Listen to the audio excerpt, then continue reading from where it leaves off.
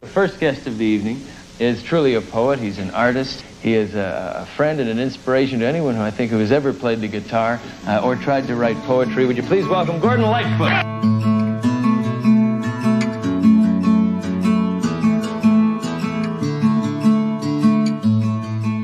When I walk the hill so high around the town where I was born, New York seems so far away, though I was just there yesterday. This is Carefree Highway Revisited, the show that celebrates Gordon Lightfoot's music song by song, a proud member of the That's Not Canon podcast network. I'm your host, Mike Messner, and with me today is a fellow Lightfoot fan from Mechanicsburg, Pennsylvania, Tim Golding. Tim, welcome to the show.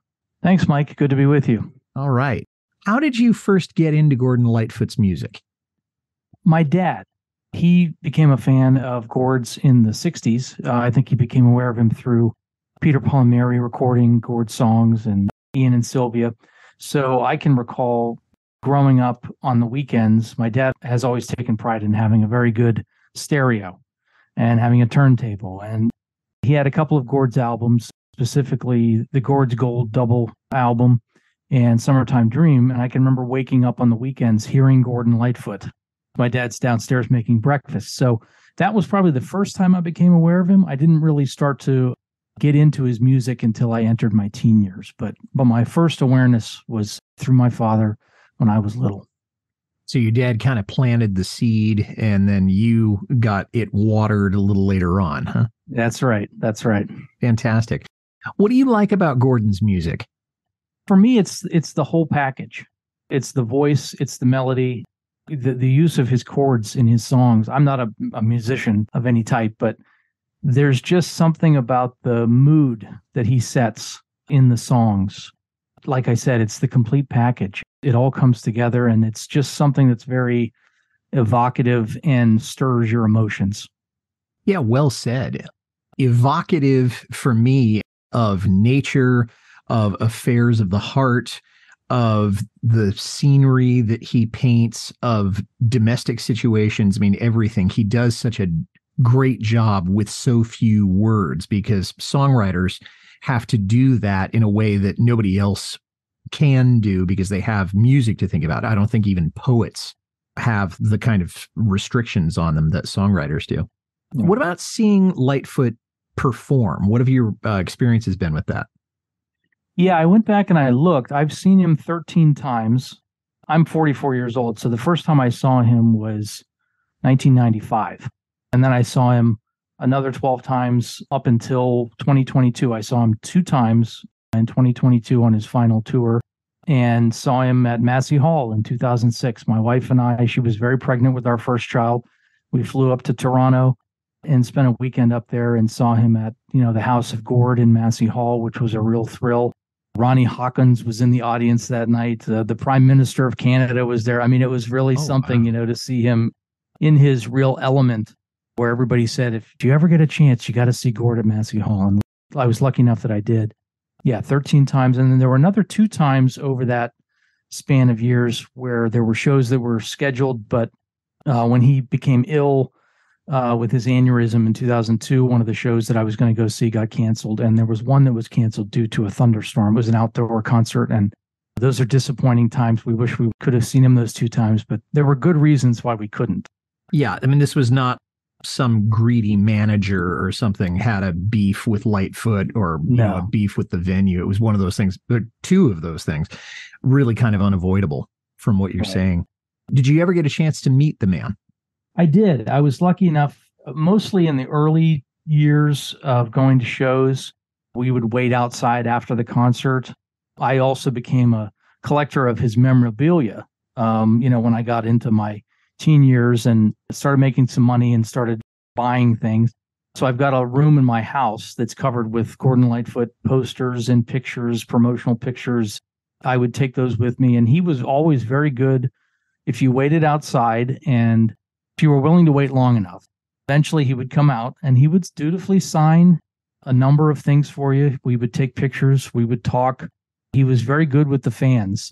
I'm happy that I did wait for him in those times because it was really a thrill to meet him. And also kind of coming full circle, My dad and my brother were with me during the final time that I saw him. We didn't get to meet him that night, but we did meet him earlier after some shows in Harrisburg and different times. So that was a real thrill too. Fantastic. And you've given me an idea that maybe what I'll do is ask people to take pictures of their Lightfoot swag, and then we'll put a link to that on the show webpage or something, because I think that would be kind of fun to see all the things. And this is not a video cast, but to those of you that are listening, Tim is wearing a Lightfoot t-shirt as we're doing the video here. So you can't see it, but just take my word for it. He is. You wanted to talk about Highway Songs, which to me is one of his very best, but is one that is relatively small in the Lightfoot canon. So I'm wondering, why did you want to talk about that one in particular today? Yeah, the interesting thing about the Old Dan's Records album for me is that when I was becoming more aware of his music and starting to buy CDs and things like that, for the longest time, you couldn't buy the Old Dan's Records album on CD. It was one of the 4 Warner Brothers albums that remained kind of not in circulation until after his Warner Brothers contract ended in 1998. Rhino Records put out the box set a year or two after that, and then they re-released those 4 albums. It was Old Dan's Records, Salute, Shadows, and Dream Street Rose finally came out on CD. So for the longest time, you couldn't get them. And the 2 songs from Old Dan's Records that were accessible were Old Dan's Records, which was on Gord's Gold, and then It's Worth Believing, which was on Gord's Gold Volume 2.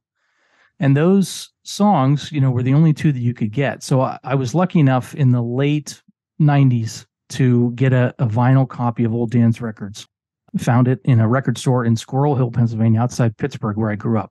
Took it home, put it on my dad's turntable, and was just blown away from the first strums of Farewell to Annabelle, the first song on the album, through that entire album until you get to Highway Songs at the end. It was just like nothing of his that I'd ever heard. It's a very country-sounding album, just very different. Those 2 songs, Farewell to Annabelle at the beginning and Highway Songs at the end, are very interesting songs in how they build musically. They start out with just a very basic strumming by Gord, and then the other instruments kind of get added in, and there's a drum beat eventually, like halfway through the song. I mean, it's just a cool album and a very cool song.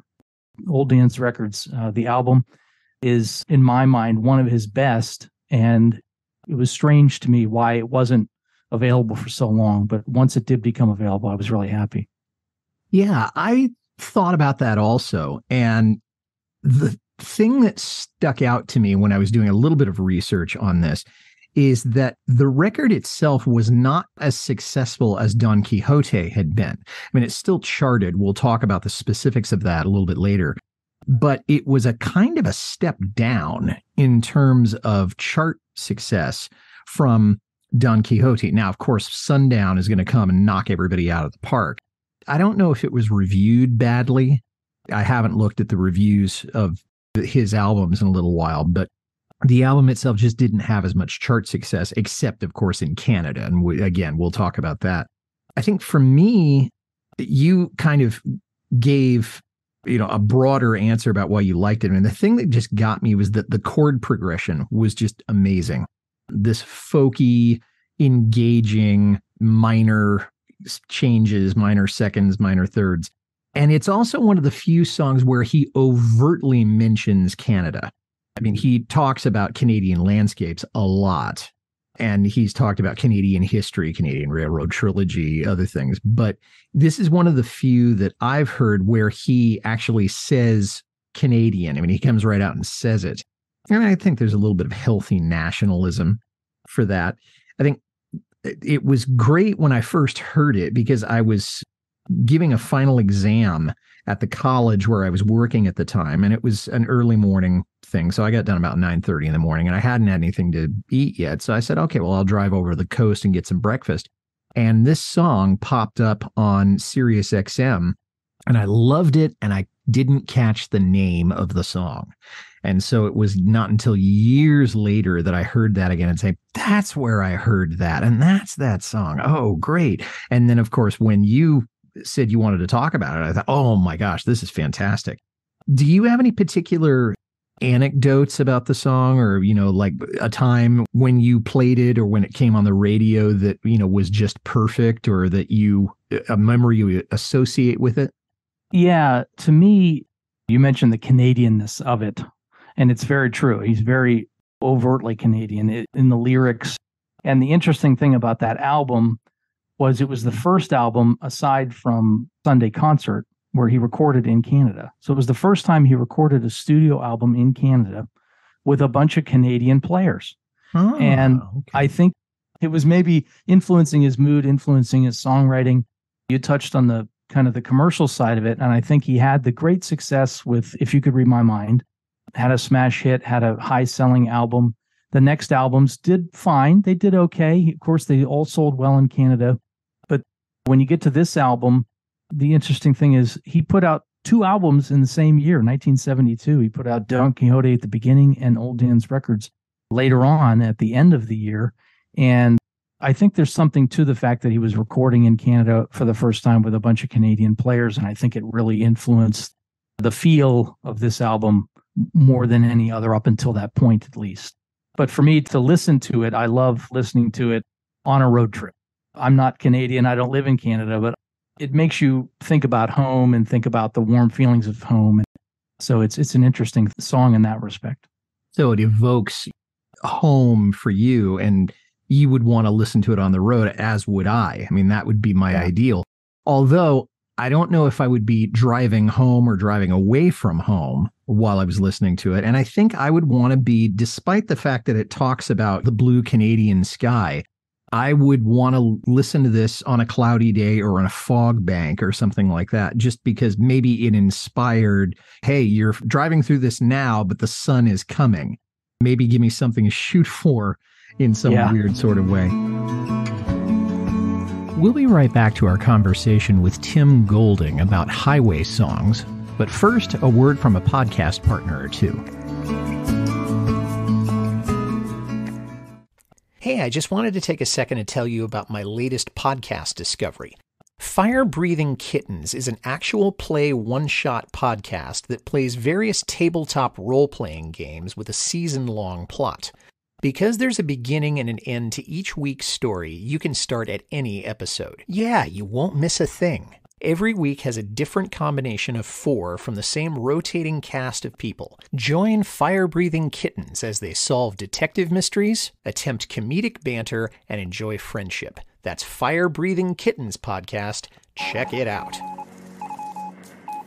In 1942, when the world needed a hero to fight the forces of evil, a woman had the courage to step forward. Her name was Helen Meeker.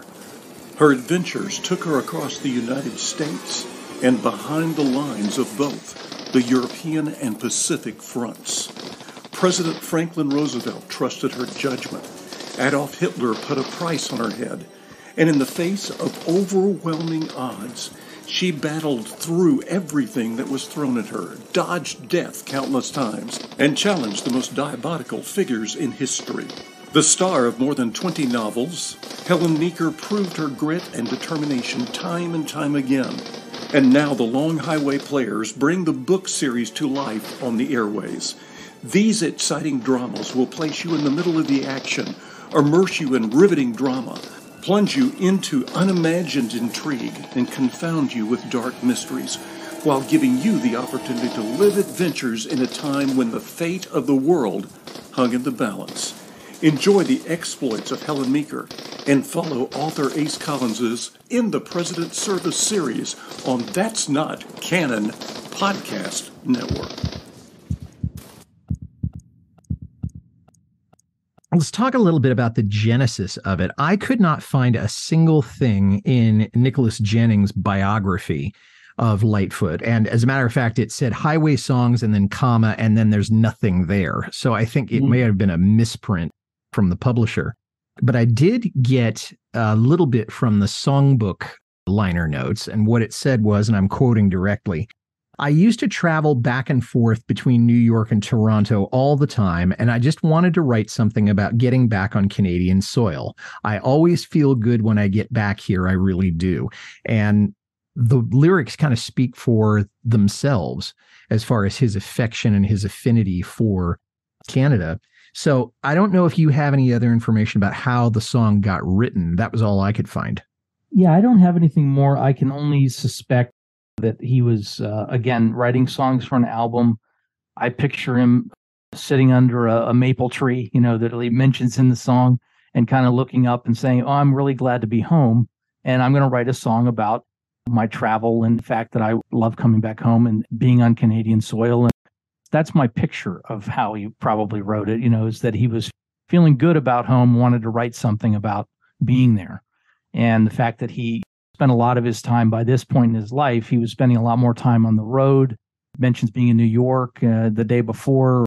So I think the way his life was changing after the success of If You Could Read My Mind and then being on the road so much more, it's kind of an autobiographical song to me, because he's as we go through the lyrics, he's talking about aspects of his life up until that point. And it's interesting in an autobiographical sense, I think. I don't know if he had a maple tree in his backyard where he was living at that particular time. Obviously, the Canadian flag, the middle of it is a maple leaf. So I've wondered if he was throwing that in just to add a little Canadiana, or whether he was actually sitting. If anybody knows what he had in his backyard, please get in touch with me. There's an email at the end of the show. We'll talk about the lyrics a little bit. When I walk the hill so high around the town where I was born, and I've never been to Ontario, I've never been to Toronto, and I've never been to Orillia, but I do know that there are a number of ski resorts not too far from Orillia. And if they're going to be skiing, you got to go down a hill. So one would surmise that he's walking around. There are literal hills around there. New York seems so far away, though I was there just yesterday. And he mentions flying a little later on in the song, but he did say he was traveling back and forth a lot between New York and Toronto. You can make the drive in a day, although it's about a 7-hour drive between the two. And maybe he was flying, maybe he was taking the train. I have no idea what the transportation was like. But when he's saying I was there just yesterday, yeah, I think that's literal, that he was probably just there like over the weekend, and maybe he got home. This was written on a Tuesday or something like that. Right. I have played on my guitar in coffee houses, halls, and bars. Everyone that I call friend knows they will not be forgot. Now let's stop there for just a second. He's obviously takes his friendship seriously, particularly with the musicians that he's played with and his backup band. But I'm wondering if, when he says they won't be forgot, I'm wondering how he's going to express the fact that he won't be forgetting them. And is he talking about, I'm just saying that, I'll always remember you? Or do you think he's going to be, hey, I want to show my appreciation some other way? I'll be sharing my fortunes with you or something like that. Do you have any thoughts on that?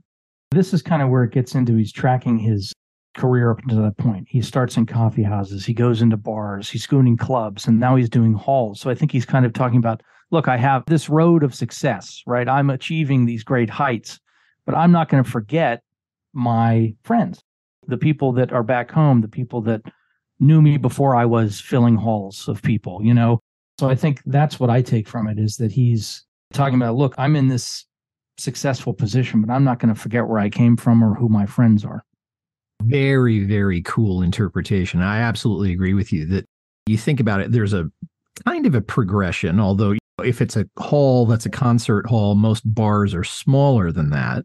And coffee houses would probably be even smaller than that, at least at the time that he's talking about. But I like the fact that I've made progress in my career, but the people who have been my friends, they will continue to be my friends. They're not going to be just kind of, oh, yeah, I think I hung out with him once, or I jammed with him a couple of times or something like that. Trains and planes and rented cars, singers, saints, and other stars. And I'm wondering if he's acknowledging at this point that he's a star. He probably was in Canada. He wasn't an international superstar the way he would be after Sundown came out. But other stars.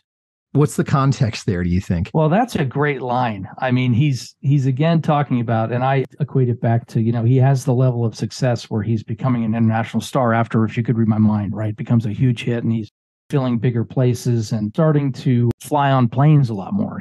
I've seen him in other interviews say, after If You Could Read My Mind, everything changed. I had to then hire a plane to get around because the promoters want me to play in 2 places a day, or I've got to go from city to city, and I've got to hire a plane to get there. So he's talking about planes, trains, and rented cars because he gets to a city, he gets off a plane, he's got to get in a rental car. And then he's talking about singers, saints, and other stars. And to me, he's recognizing that all these new people are starting to come around and they want to be close to the star. So he's acknowledging, yeah, I'm a star. But in the next line, he says, I suspect them, every one. And he's talking about feeling a little uneasy around all these new people that he's coming in contact with. He might be a star, but he doesn't necessarily feel like a star or feel comfortable with his stardom. Yeah, and suspecting them maybe of just wanting to get close to him for whatever reason, but it's a selfish motivation that they have. Correct. Right. And this is before the time, although not long before, people started using buses to do these long tours through North America or through the States and through Canada, because to use a plane implied that you had a certain amount of money and that you were making a certain amount of money in a certain amount of days or a certain period of time. And unless you're Taylor Swift or Ed Sheeran and you're making $100 million in 30 days, planes are just not feasible. But if he was having to use that at least part of the time to get around, I mean, that means he's very successful and he's got a company that will pay for that. Right. Yeah, he was with Warner by now. And I think the level of success that he was starting to achieve in the early 70s, these things were becoming factors in his life, having to get around, like I said, fly from place to place and get there quickly because the money's on the table and you got to go play to get it, right? So it was the good and the bad, right? Yeah. Just for now, I'd like to rest in the shade of a maple tree to the blue Canadian sky. I'll say a prayer for the world out there, which is just a great little couplet. And I'm not going to read anything further into it, but it's a great way of having a chorus for the song, such as it is. When I stand on my own sod, it feels so good to be home, by God. The winter wind has turned its head, but I always came up warm somehow. Now, this one was a little mysterious. What does he mean by turned my head? And is this whole thing a metaphor for something else, coming up warm somehow? In short, is he basically saying I'm a survivor? What do you think? Yeah, there could be something to that. Canada's cold. The wind is pretty bad up there. When we get the Arctic wind in the Northeast, we a lot of people down here don't like it, but they have to live with it up there much more than we do. So I think could just be coming at it that way. He could also be coming at it from the side of like, yeah, I've survived this trail. The winter wind has turned my head, but I've come up warm because I'm back home again. I'm where my people are. I feel comfortable here. You can think of it that way, and you can think of Canada's cold, but I'm warm when I'm here, because this is the warmth of home. And maybe it's the warmth of feeling alive and being able to rest. Whereas when you're touring, you're going to be dead tired. And when you have to tour through the snow, right? I can't even imagine. I mean, I've been in New York City during a snowfall and I don't care to go back at that particular. And I've also been in Pennsylvania. I've been in Erie when it got really cold. And it's another place I don't care to go again. Thank you very much. Bottles, beads, and cigarettes, and lovers that I ain't found yet. Picking with a friend till dawn and singing all those highway songs. And he finally gets around to the theme of the thing. I would travel all my life if loneliness was not the price. While headed north across that line's the only time I'm flying. And he could mean, we've talked about flying in a plane, or he's spiritually high. You know, that he feels like he's transcending it all. It's the time when he's truly happy, is that he's getting back home. Although we know that he loves touring. Somewhere USA is a perfect example of that. Oh my gosh, yes. He feels more connected to his roots, rightfully so, when he's coming back. And then it kind of ends there. And I think this song, more than any, is the one that I understood what Bob Dylan said when he said, when I hear a Lightfoot song, I wish it was last forever. Because this song, I kind of, come on, more. I really wanted it to go on longer, but maybe you did too. I don't know. Yeah. And the play out on that song is an extended kind of instrumental that goes on for quite a number of seconds. And I wish there would have been another verse or him going into more detail or explaining something further, but it's a good song. It's a toe tapper, as he would say. It's got a nice beat, a nice groove to it. And the sound, I'm sure we'll get into, the recording of it and the players and how it all came together. But it's just a great kind of way to end that album, that long play out. And that's a good place for us to jump into the album, because it was the very last song on the record. It was not released as a single. The record was, again, produced by Lenny Waronker. The album went to #1 in Canada. We'd already alluded to that. 95 in the U.S., which was a significant drop from Don Quixote. It did not chart in Britain or Australia or New Zealand. I think Sundown may have been the last time that one of his records charted in Britain. I'm going to have to look back at that, but it did represent a pinnacle for him of some sort, because it won the Juno Award in 1974 for Folk Album of the Year. Now, I don't understand the discrepancy. It came out in 72 and it took them until 74 to recognize it, but it is what it is. And then Lightfoot also won the Juno for Folk Singer of the Year. So it may not have been as much a critical success or a commercial success, but it certainly was one more really big milestone for Lightfoot in the eyes of the listening public.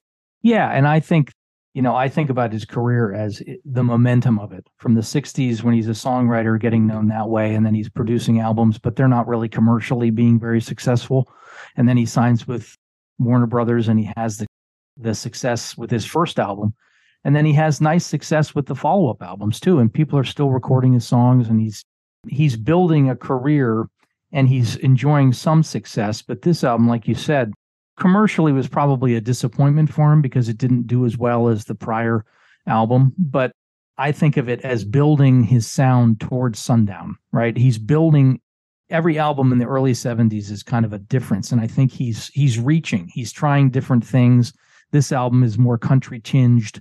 This is the album immediately prior to Sundown, and that album sounds completely different than this album. But he's collecting, I think, all of this information in his brain and all these sounds, and it's all building towards the career zenith that he achieves with Sundown and then the string of albums in the mid-70s. I mean, all of his albums are great, but this one is a nice kind of segue into those next albums where he really achieves great success. We'll be right back to our conversation with Tim Golding about highway songs, but first, a word from a podcast partner or two.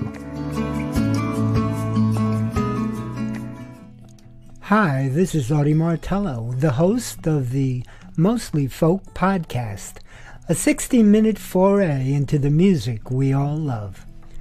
You will hear newly released albums, classic folk, country, and bluegrass music, as well as some traditional music that may or may not be true to the genre.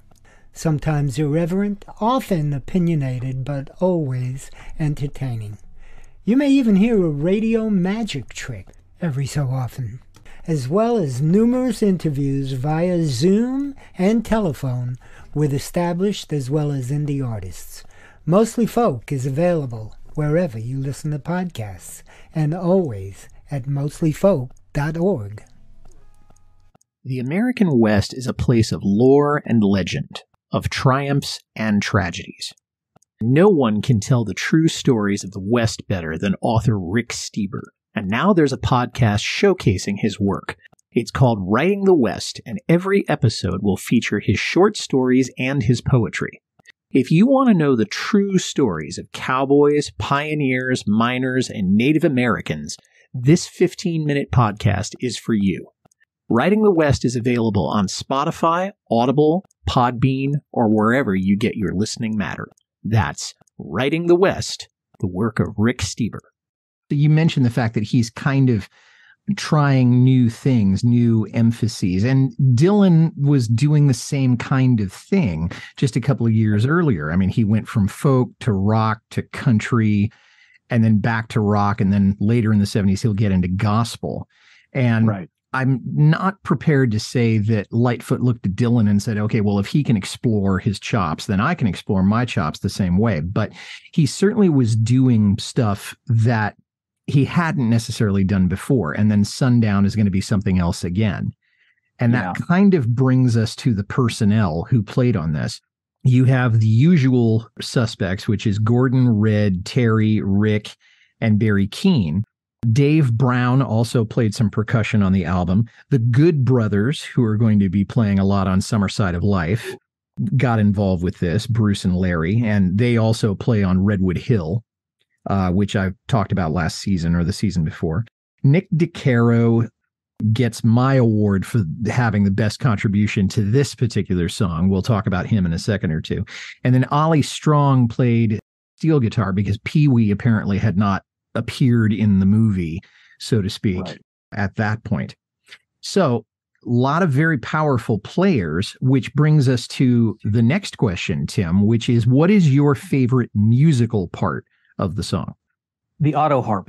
From the opening segment of the album, you know, it sets a tone, and then it's interwoven. It's not on every song, but it's a frequent fixture on the album. And again, you're not hearing a lot of banjo, auto harp on any of his other albums up until this point. So the interesting thing about the two albums that he released in 1972 is Don Quixote sounds completely different than Old Dan's records. And I think of Don Quixote as kind of the cousin of Sundown, and Old Dan's records as the cousin of Cold on the Shoulder, because Old Dan's records is kind of a country infused album, and so is Cold on the Shoulder, which comes later. But this is the first time you see Barry Keane on drums. And then he comes back and is hired later on in the 70s, 1976, to be his full-time drummer. But this is the first time he ever plays on anything with Lightfoot, because he was primarily a studio musician, a hired gun to come in. And he played on this, and then Lightfoot didn't use him again until later. He used Jim Gordon on the bigger albums in the middle. On the records, yes. Right. And the other interesting thing is why I say that this is like a cousin to Cold on the Shoulder is the steel guitar. This is the first time Lightfoot uses the steel guitar. It's Ollie Strong. It's not Pee-wee, like you said, but that sound becomes integral later on again. He doesn't use it on the Sundown album, but it comes back on Cold on the Shoulder, and then it stays with him for a number of albums after that. But this is the first time he uses it. And I think he's, again, in the early 70s, a lot of his contemporaries are starting to use pedal steel, and they're starting to use these different musical elements, like Neil Young, the Harvest album, you know, pedal steel, very heavy on that album, and it came out around the same time. So I think they're all hearing each other. And you mentioned Dylan, and, you know, it's interesting. I think that they're all looking at what the other guys and gals are doing, and they're looking for new sounds. And how can they use this? How can I use that on my, you know? So it's interesting in that respect, that this is the first time you see pedal steel, and then it comes back later. It says a lot about the kind of zeitgeist that was going on in the early 70s, because country was beginning to cross over into pop. I guess it had happened before, but it was certainly happening at this particular time, where if you were a country artist, you could also make it in the pop charts, and make it significantly in the pop chart. Willie Nelson and Johnny Cash and Kenny Rogers are three perfect examples of that, and there are probably others. One other irony that I just thought of is that Dylan recorded the Nashville Skyline album in 1969, and then you never heard him play a song from that record ever again, except for Lay Lady Lay.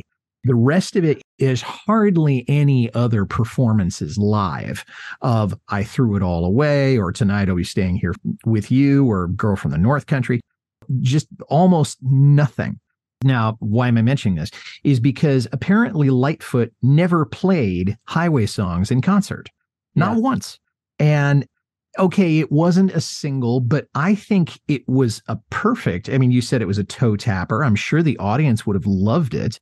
And he just never got around to it. And I think it must have been because he was trying to promote the singles and trying to get airplay for them, or not trying to get airplay, but trying to promote sales of the singles rather than here's a song from the record that you may never have even known was there. Because as far as I know, Highway Songs wasn't even released as a B-side. No, amazingly, they didn't even release Old Dan's Records as a single. And that, to me, if you're thinking about that time frame, the early 70s, that's a quintessential radio type song for the 70s, for the early 70s. They could have released that as a single and probably propelled this album, because that song did become a staple of his concert. He played Old Dan's Records a lot, played it as an encore or played it towards the end of a show because it was a nice kind of toe tapper song, upbeat. Highway Songs is the same vein to me. But yeah, it's surprising, but it's also not, because I think it's an album song. Highway Songs is an album song. It fills a place on the album. It's a great song. It would have been fantastic live, but by this point he had so many songs to choose from that maybe it just didn't work for him on stage. Maybe he didn't think it would work. It's great that we have the recorded version that we do. You know, you made me look this up. I don't do this often while I'm recording, but I wanted to look up his singles. And in 72, he had 3 singles, or released 3 singles, Beautiful and Alberta Bound, which were both from Don Quixote.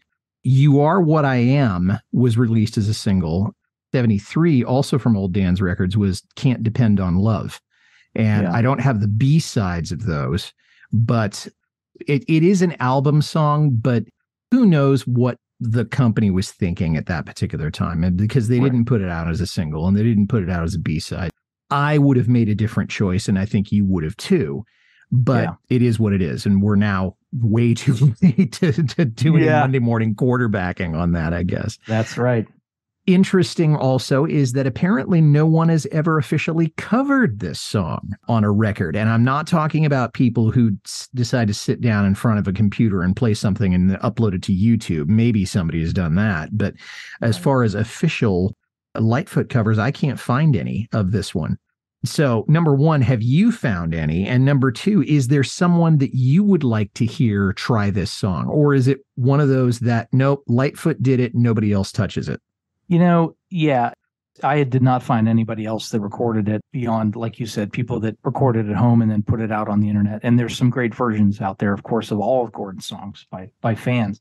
But no official recordings. And I think, again, it's a very Canadian song.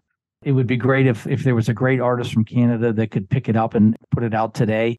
To me, Gord's version is obviously going to be the pinnacle. But, there are other people who could definitely pull off this song that maybe aren't Canadian. I mean, I'd like to hear Jason Isbell maybe do it, or Tony Rice could have done a great version of this. He did so many great versions of other songs. Or like a Billy Strings or someone like that could really have a good go at this song. But they're not Canadian, so it might not sound right. You got to almost be a Canadian artist. That's what I'm thinking. Either that or you are a kind of an expat who's living in Canada. But anyway, you have to have an affinity for the place. And 2 people that I would have liked to have heard, one has passed away, and the other, I think if he's listening, I hope he takes me up on this. Dan Rogers would have been good at it. And the other person whom I hope will do it at some point, if he hasn't done it already, is John McLaughlin, that I've had on the show a few times and who does amazing renditions of Lightfoot songs. So John, if you're listening, okay, Tim and Mike, really hope that you'll do that song. And you can just say, I got this idea from Tim Golding and Mike Messner. That'd be fine. Tim, as we're sort of winding up here, any other closing thoughts on the song that you want to share with us? One other interesting aspect of it is that Gord did choose to put it on the box set. He was very particular about the songs. He only had so many songs from each album that he could choose to put on the box set. And this one did make that cut. So I think for him, it was meaningful in that way, whether it ever was a hit or anything else. I think he had a respect for the song, which was nice to hear or nice to see on the box set. I think he enjoyed the song. I think he was proud of the song. He just never played the song live. And we are poorer for that because I think it would have been a lot of fun to see that. I know I would play the song live if I was still doing music, but Yeah. That's as may be.